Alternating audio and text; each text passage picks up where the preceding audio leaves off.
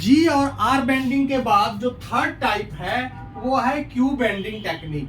Q bending technique को सबसे पहले कैपर्सन एटल ने 1968 में इवॉल्व किया था और इस टेक्निक में एक डाई का इस्तेमाल होता है that is called quinacrine mustard dye. ये फ्लोरोफोर है, यानी कि ये जब बाइंड करता है तो ये फ्लोरेसेंस इमिट करता है। तो ये क्रोमोजोम है, मेटाफेज क्रोमोजोम, और हम इस डाई का जब इस्तेमाल करते हैं तो ये विजिबल लाइट में कुछ नहीं दिखता है, लेकिन जब हम यूवी लाइट में इसको देखते हैं तो इसमें बेंडिंग पैटर्न दिखता है, यानी कि ये जो बैंड्स हैं ये ग्रीन फ्लोरेसेंस इमिट करते हैं और इस वजह से इस पर हमको डार्क बैंड और लाइट बैंड दिखाई पड़ता है। जो डार्क बैंड होते हैं वो 80 रिच होते हैं, यानी कि हेट्रोक्रोमेटिक होते हैं, और लाइट बैंड जो होते हैं जीसी रिच होते हैं, यानी कि यू क्रोमेटिक होते हैं। यानी कि बेंडिंग पैटर्न जो है it is almost similar to the G banding pattern. G banding और क्यू बेंडिंग के एडवांटेज क्या है?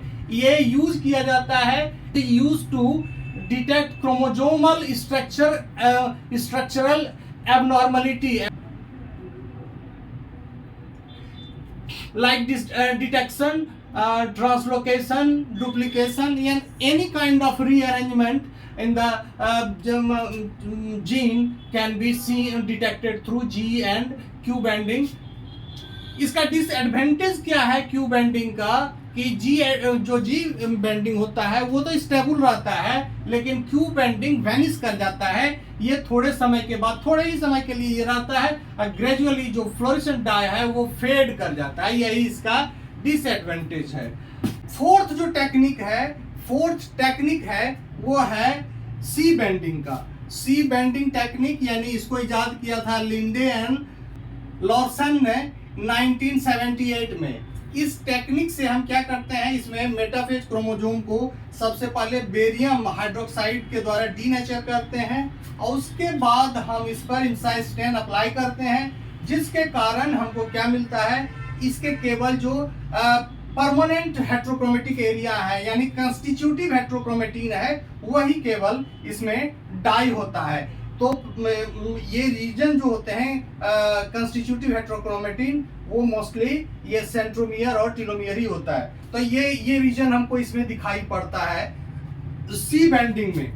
Fifth one is the N और NOR banding technique, nucleolar organiser region banding. इसके द्वारा हम कुछ क्रोमोजोम में जो न्यूक्लियोलर ऑर्गेनाइजर रीजन पाया जाता है, यानी कि वो रीजन जो सेल डिवीजन के बाद न्यूक्लियोलस के ऑर्गेनाइजेशन में मदद करता है, क्रोमोजोम के उस रीजन को ये स्टेन करता है। इस टेक्निक को देखा था सबसे पहले इसको Astuki and Sasaki of Japan in the year 1973। इसमें हम क्या करते हैं, it is suitable for plant. एक चीज ये देखना है कि G banding is not suitable for plant because bands are very close to each other, तो उसको हम अलग अलग बैंड नहीं देखते हैं। लेकिन ये जो नॉट टेक्निक प्लांट के लिए सुटेबल है, इसमें क्या करते हैं, क्रोमोजोम को पहले एयर ड्राई करते हैं, उसके बाद 5% ट्राइक्लोरोएस्टिक एसिड से इसको ट्रीट करते हैं। न्यूक्लियोलर ऑर्गेनाइजर रीजन है वो विजिबल होने लगते हैं।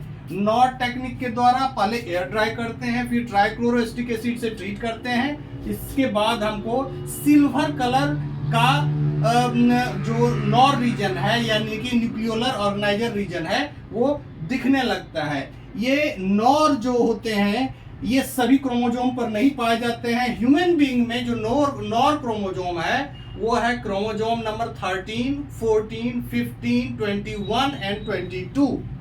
तो ये इस तरह से हमने 5 डिफरेंट बेंडिंग टेक्निक्स जो जिससे हम क्रोमोजोम को स्टेन करते हैं, what are the advantage and what are the disadvantage of the techniques, इस सभी को डिस्कस किया है थॉरोली।